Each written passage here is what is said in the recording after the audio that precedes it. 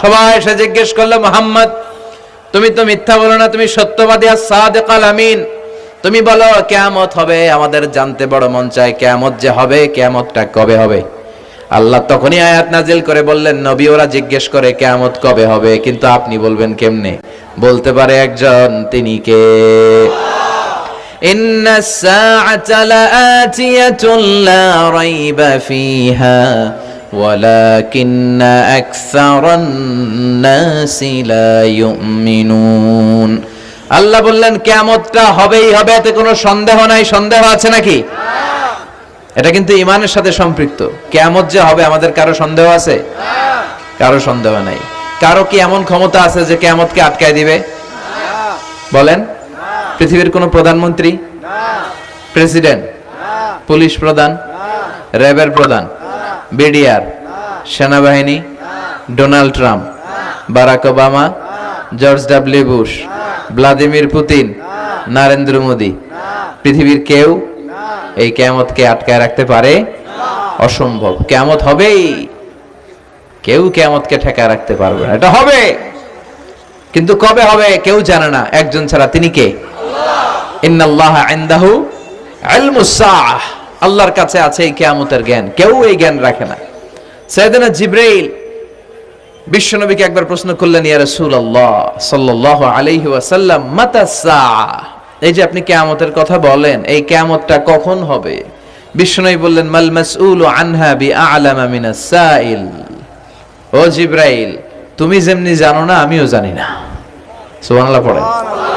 যারা জিজ্ঞেস করা হয়েছে সে জিজ্ঞাসাকারীর চেয়ে ভালো জানে না, মানে তোমার যা দশা আমারও একই দশা, তুমিও জানো না আমিও জানি না, তো জানে কে? আল্লাহ। আবার এক সাহাবী বললেন, ইয়া রাসূলুল্লাহ মাতা সাআ, কিয়ামত কবে হবে? বিশ্বনবী কোন উত্তর না দিয়ে আবার সাহাবীরে প্রশ্ন করলেন, বললেন, ওয়া মাযা আ'দাতা লিস-সাআ, কিয়ামত কবে হবে জানার জন্য পাগল হলে কেন? কিয়ামতের জন্য তুমি কি প্রস্তুত করে রেখেছো? সাহাবী বলে, মা আ'দাতু লাহা শাইআন ইয়া রাসূলুল্লাহ, ইয়া রাসূলুল্লাহ আমি কিয়ামতের জন্য কিছুই প্রস্তুত করতে পারি নাই, ইল্লা আন্নী উহিব্বুল্লাহ ওয়া রাসূলুহু, তবে একটা জিনিস আছে, সেটা কি? সেটা হচ্ছে আমি আল্লাহরে আর আল্লাহর রাসূলরে বড় ভালোবাসি। বিশ্বনবী বললেন, ফাইন্নাকা মা আমান আহবাবতা, তুমি তো ভালো জিনিসে জোগাড় করেছো, জেনে রাখো তুমি যাদেরকে ভালোবাসো কিয়ামতের দিন জান্নাতে ঢুকে কিয়ামতের পরে জান্নাতে তাদের সাথেই তুমি থাকবা। যার সাথে যার ভালোবাসা তার সাথেই তার জান্নাত। চিল্লায় বলেন ঠিক কি না? তাহলে বোঝা গেল এই কিয়ামত হবেই, এই কিয়ামতরে কেউ ঠেকায় রাখতে পারে না। আর কিয়ামত কবে হবে এটা কেউ জানেও না, এমনকি জিবরাইলও জানতেন না। সাইয়েদনা জিবরাইল, এমনকি বিশ্বনবী মুহাম্মদ রাসূলুল্লাহ সাল্লাল্লাহু আলাইহি ওয়াসাল্লামও জানতেন না, জানে শুধু একজন, তিনি কে? আল্লাহ। কিন্তু অনেকে দেখবেন ইদানিং কালে বলে ফেলে যে অমুক সালে কিয়ামত। আছে না নাই? আছে। বই করে নাই এগুলা? হ্যাঁ, অনেক জায়গায় কিন্তু এরকম বলে 25 সালে কিয়ামত, 30 সালে, 35, 40, এটা বলার ক্ষমতা আপনারে দিয়েছে কে? এটা তো মিনাল উমুর আল গায়বিয়াত, অদৃশ্যের খবর। অদৃশ্যের খবর তো কেউ জানে না, কে জানে? আল্লাহ। অদৃশ্যের খবরের ব্যাপারে কিছু বলতে চাওয়া মানে অদৃশ্যের ব্যাপারে হস্তক্ষেপ করা, এটা কুফরি। কথা বলেন। এজন্য কিয়ামত কবে হবে এক্সাক্ট টাইম এটা আল্লাহ জানে, বিশ্বনবীও জানতেন না।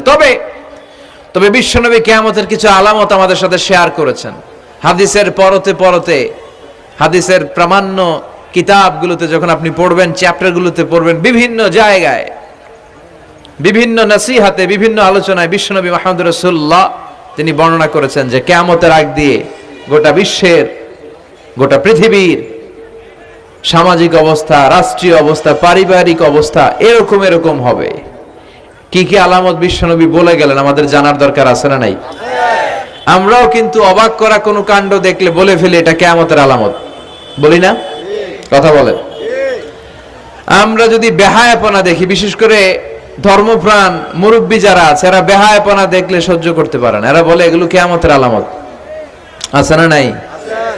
কিয়ামতের আলামত। আমি এরকম দেখেছি যে একটা সন্তান মায়ের পেট থেকে ভূমিষ্ঠ হয়েছে, কিন্তু ওই সন্তানের মাথা দুইটা। কয়টা? আছে না নাই? তো এগুলো দেখলে আমরা কি বলি? কিয়ামতের আলামত। কিন্তু বিশ্বনবী কিয়ামতের আলামতের ব্যাপারে কি বললেন, আমাদের কি শোনালেন?